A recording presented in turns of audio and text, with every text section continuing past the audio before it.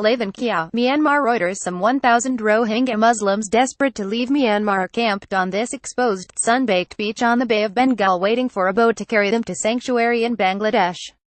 A Rohingya Muslim woman holds a baby as they wait to cross the border to go to Bangladesh, in a temporary camp outside Maungdaw, northern Rakhine State, Myanmar November 12, 2017.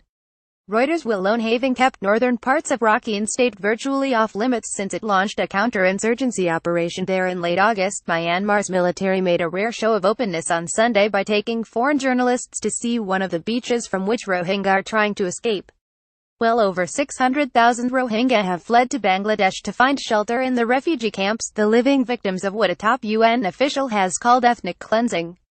Myanmar, a mostly Buddhist country, has denied such accusations, insisting the military's clearance operation was necessitated by national security concerns after Rohingya militants attacked 30 security posts in northern Rakhine on August 25. For the Rohingya at LEI THAN KYAW, some 5 kilometers south of the mouth of the NAF River, the beach is a kind of purgatory. Muhammad Idnu, a 19-year-old laborer, sold his house and belongings, but he and his family have spent everything surviving for the past 2 months and have no money to pay the $50 a head that boatmen are demanding to take them to Bangladesh.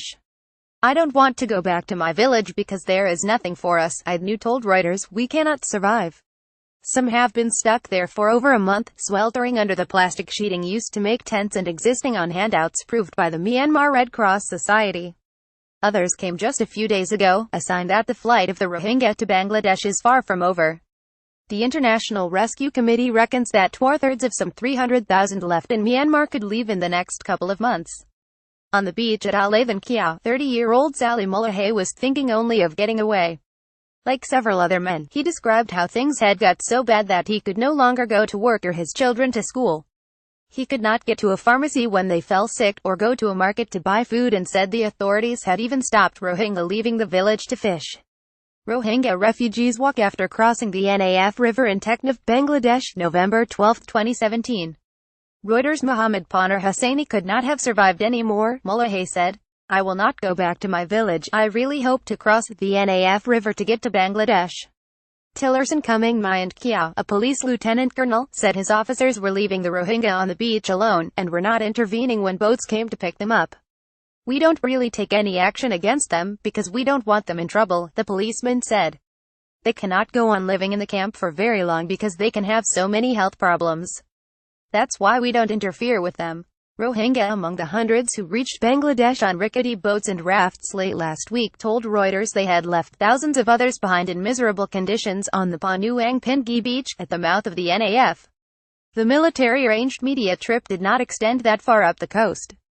Many of the Rohingya living in the camps in Cox's Bazar, on the Bangladesh side of the NAF River, have recounted how their relatives were raped and murdered as they ran from villages set ablaze by Myanmar soldiers.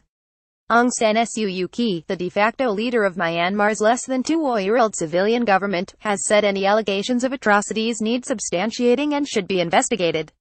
Under Myanmar's transition to democracy, civilians still have to share power with the generals who ruled the country for nearly half a century, and Suu Kyi has no say over what the military does.